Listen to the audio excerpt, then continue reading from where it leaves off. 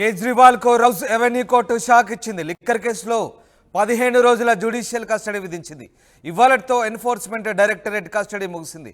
ఈ నెల 15 వరకు జ్యుడిషియల్ కస్టడీకి కేజ్రీవాల్ వెళ్లబోతున్నారు.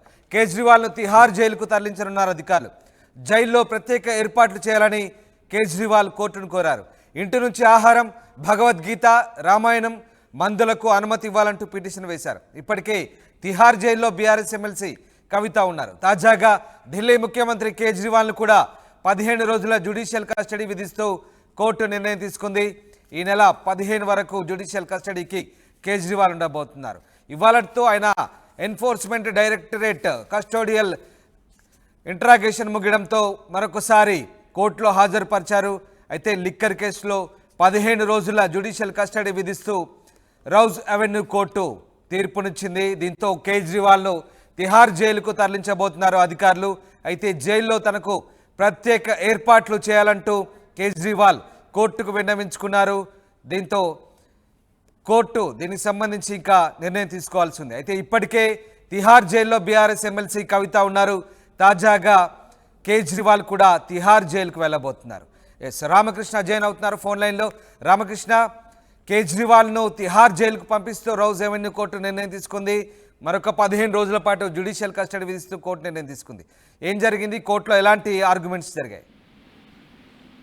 ఇక ఈ రోజు ఢిల్లీ ముఖ్యమంత్రి అరవింద్ కేజ్రీవాల్ ను ఎన్ఫోర్స్మెంట్ డైరెక్టరేట్ తమ కస్టడీ నుంచి రోజు కోర్టుకి హాజరుపరచడం జరిగింది. ఢిల్లీ ముఖ్యమంత్రి కస్టడీని పెంచాలి, ఇంకా కొద్ది రోజుల పాటు పెంచాలని చెప్పేసి కూడా రోజువని కోర్టులో ఎన్ఫోర్స్మెంట్ డైరెక్టరేట్ అధికారులు రిక్వెస్ట్ చేశారు. అయినప్పటికీ కూడా రోజువని కోర్టు ఏప్రిల్ 15 వరకు రిమాండ్ విధిస్తూ నిర్ణయం తీసుకుంది. ముఖ్యంగా కేజ్రీవాల్ మద్యం కుంభకోణం కేసులో కేజ్రీవాల్ తో పాటు ఇటు కవిత, అలాగే దాదాపుగా చాలా మంది ఈ కుంభకోణంలో ఉన్నారు. వీళ్ళందరినీ కలిసి విచారించాల్సిన అవసరం ఉంది కాబట్టి కస్టడీ పెంచాలని చెప్పేసి ఎన్ఫోర్స్మెంట్ డైరెక్టరేట్ అధికారులు త్వరగా రోజుని కోర్టు తిరస్కరించింది. వాళ్ళకి 15 రోజులు జ్యుడిషియల్ రిమాండ్ విధిస్తూ ఏప్రిల్ 15 వరకు జ్యుడిషియల్ రిమాండ్ విధిస్తూ కోర్టు నిర్ణయం తీసుకుంది. అయితే కోర్టు నిర్ణయంతో ఒక కేజ్రీవాల్ కూడా ఒక రిక్వెస్ట్ ని పెట్టుకోవడం జరిగింది. తనకి భగవద్గీత, అలాగే ఇంటి నుంచి భోజనము, ఇంకా కొన్ని సదుపాయాలకు సంబంధించి కల్పించాలంటూ కూడా ఆయన పిటిషన్ లో పేర్కొనడం జరిగింది. వాటన్నిటికి కూడా కోర్టు అనుమతించినట్లు సమాచారం. మరి ఆయన్ని ప్రస్తుతానికి ఇక్కడ ఈ రోజువని కోర్టులో ఉన్నారు. రోజువని కోర్టులో ఫార్మాలిటీస్ అన్ని ఫిల్ చేసిన తర్వాత కవితని ఏ విధంగా తీసుకెళ్లారో సామాన్య అంటే నార్మల్ వెహికల్స్ లో అందరినీ ఖైదీలను తీసుకెళ్లే వెహికల్ లో అదే వాహనంలో కేజ్రీవాల్ ను కూడా తిహార్ జైలుకి తరలిస్తారని సమాచారం అందుతుంది. అయితే కేజ్రీవాల్ సంబంధించి ఒకవేళ ఆయన బెయిల్ పిటిషన్ కూడా ఒక పెండింగ్ లో ఉంది. మరి మళ్ళీ బెయిల్ కానీ వేసినట్టుగైతే మరి ఆయన బెయిల్ మీద బయటకు వచ్చే అవకాశం ఉంది. కాకపోతే ఇక్కడ కేజ్రీవాల్ ఇందులో కీపింగ్ గా ఉన్నారు. ఆయన ఎటువంటి పరిస్థితుల్లో విడుదల చేయవద్దు, ఆయనకి బెయిల్ ఇవ్వద్దు అని కూడా ఒక పిటిషన్ ను ఎన్ఫోర్స్మెంట్ డైరెక్ట్ చేయడం జరిగింది. దాంతో పాటు సిబిఐ కూడా సిద్ధంగా ఉంది. ఒకవేళ కానీ కేజ్రీవాల్ దానికి బెయిల్ వచ్చినట్టుగా అయితే ఇమీడియట్ గా అతను తమ అదుపులోకి తీసుకొని విచారించడానికి. సో కేజ్రీవాల్ గాని కవిత గాని ఇద్దరు కూడా బయటకు రావడానికి ఇంకా కొంత సమయం పట్టే అవకాశం ఉంది. కవిత కూడా ప్రస్తుతానికి తిహార్ జైల్లో ఉన్నారు.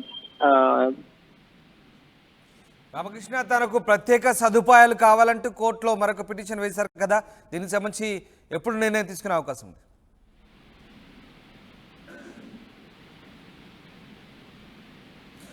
Right, yes.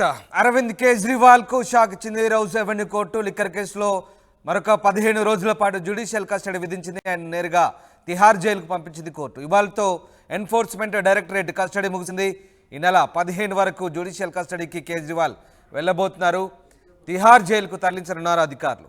జైల్లో ప్రత్యేక ఏర్పాట్లు చేయాలని కోర్టును కోరారు కేజ్రీవాల్. ఇంటి నుంచి ఆహారం, భగవద్గీత, రామాయణం, మందులకు అనుమతి ఇవ్వాలంటూ పిటిషన్ వేశారు. ఇప్పటికే తిహార్ జైల్లో బీఆర్ఎస్ ఎమ్మెల్సీ కవిత ఉన్న విషయం తెలిసిందే. ఎస్ రామకృష్ణ, ఆయన ప్రత్యేక ఏర్పాట్లు కావాలంటూ కోర్టుకు విన్నవించుకున్నారు, అనుమతి ఇవ్వాలంటూ పిటిషన్ వేశారు. మరి కోర్టు దీనికి సంబంధించి ఎప్పుడు అనుమతి ఇచ్చే అవకాశం? అంటే వాస్తవంగా చూసుకున్నట్టుగా అయితే విఐపీసీ ముఖ్యమంత్రి గాని, మంత్రులు గాని, అలాగే ఎమ్మెల్సీ ప్రజాప్రతినిధులు ఎవరున్నా వాళ్ళకి సపరేట్ సెల్ ఉంటుంది తిహార్ జైల్లో. అలాగే వాళ్ళకి సపరేట్ ఫెసిలిటీస్ కూడా ఉంటాయి. వాటితో పాటు ఈ కేజ్రీవాల్ కి అయితే ఇంటి నుంచి భోజనము, అలాగే మందులు, మెడిసిన్స్ కానీ, భగవద్గీత, మరికొన్ని పుస్తకాలు కావాలని చెప్పేసి కూడా పిటిషన్ లో కేజ్రీవాల్ వేయడం జరిగింది. మరి ఈ దీనికి సంబంధించి కూడా కోర్టు కూడా అనుమతించినట్లు సమాచారం అందుతోంది.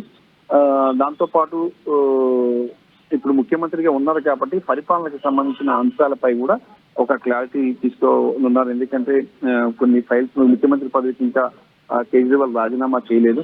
మరి ఈ నేపథ్యంలో పరిపాలనకు సంబంధించి ఆ అడ్డంకులు ఏర్పడే అవకాశాలు కూడా ఉన్నాయి.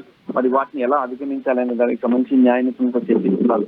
మరి కోర్టు జైలు నుంచి ఆయన పరిపాలన కొనసాగిస్తారని చెప్పేసి కూడా ఆమ్ ఆద్మీ పార్టీ నేతలు చెప్తున్నారు.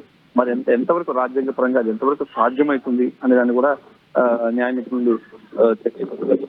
మరి కేజ్రీవాల్ ని ఏప్రిల్ 15 వరకు జ్యుడిషియల్ రిమాండ్ విధించింది. మరి 15 రోజుల పాటు ఢిల్లీ పరిస్థితి ఏంటి, ఢిల్లీ ప్రభుత్వ పరిస్థితి ఏంటి, ఆయన ముఖ్యమంత్రి పదవికి రాజీనామా చేస్తారా, లేదంటే చేసి కొత్త వారిని ఎన్నుకుంటారా, లేదంటే ఆయనే కొనసాగిస్తారా అనే అంశానికి సంబంధించి కూడా ఒక చర్చ జరుగుతుంది. ఒక పిటిషన్ ఈ మధ్య ఒక పిటిషన్ కూడా దాఖలైంది. ఈ ముఖ్యమంత్రి రాజీనామా చేయాలి, ఆ విధంగా కోర్టు ఆదేశాలు ఇవ్వాలని చెప్పేసి కూడా బీజేపీ ఒక పిటిషన్ వేస్తే కోర్టు ఆ పిటిషన్ ని కొట్టివేసింది.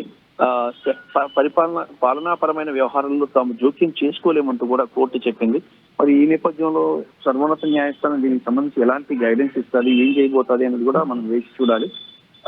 ఢిల్లీ ముఖ్యమంత్రి కేజ్రీవాల్ కి సంబంధించి ఏది ఏమైనా సరే ఫైనల్ గా కేజ్రీవాల్ తన తప్పు లేదు, తన ఎలాంటి పాల్పడలేదు, ఎలాంటి తప్పులకు పాల్పడలేదు, తాను దోషి అంటానికి ఈడీ దగ్గర కానీ సిబిఐ వద్ద కానీ ఎలాంటి ఆధారాలు లేవు.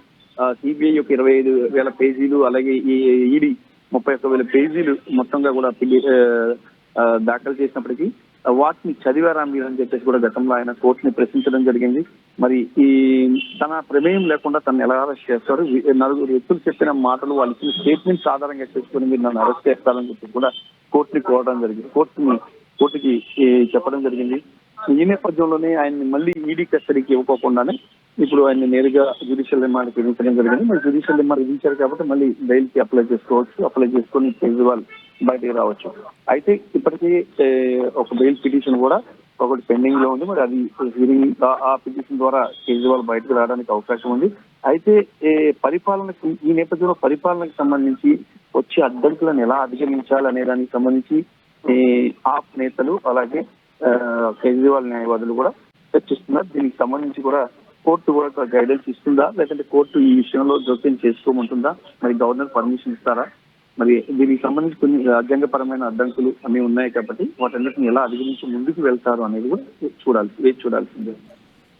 Thanks for the update Ramakrishna. మొత్తం మీద కోర్టు నిర్ణయంతో కేజ్రీవాల్ ను తిహార్ జైలుకు తరలించేందుకు ఏర్పాట్లు జరుగుతున్నాయి. మరి కొద్దిసేపట్లో ఆయన తిహార్ జైల్లో ఉండబోతున్నారు. ఇక జైల్లో తాను ముఖ్యమంత్రి కాబట్టి ప్రత్యేక ఏర్పాట్లు చేయాలని కోరుతున్నారు కేజ్రీవాల్. ఇంటి భోజనం, భగవద్గీత, రామాయణం, మందులకు అనుమతి ఇవ్వాలంటూ ఆయన పిటిషన్ వేశారు. అలాగే తన పరిపాలనకు అనువుగా ఉండేందుకు కొన్ని ప్రత్యేక వసతులు కల్పించాలంటూ కూడా కేజ్రీవాల్ కోర్టుకు విన్నవించుకున్నట్టుగా తెలుస్తోంది. మొత్తం మీద తిహార్ జైల్లో కేజ్రీవాల్ ఉండబోతున్నారు. బీఆర్ఎస్ ఎమ్మెల్సీ కవిత ఇప్పటికే తిహార్ జైల్లో ఉన్నారు. ఇక కేజ్రీవాల్ కూడా తిహార్ జైలుకు వెళ్తున్నారు. లిక్కర్ స్కామ్లో అరెస్ట్ అయినటువంటి కేజ్రీవాల్ జ్యుడిషియల్ కస్టడీకి వెళ్ళబోతున్నారు. ఇప్పటికే ఆయన కస్టోడియల్ ఇంటరాగేషన్ ఎదుర్కొన్నారు ఈడీ అధికారులతో. ఇప్పుడు తాజాగా తిహార్ జైల్లో ఉండబోతున్నారు.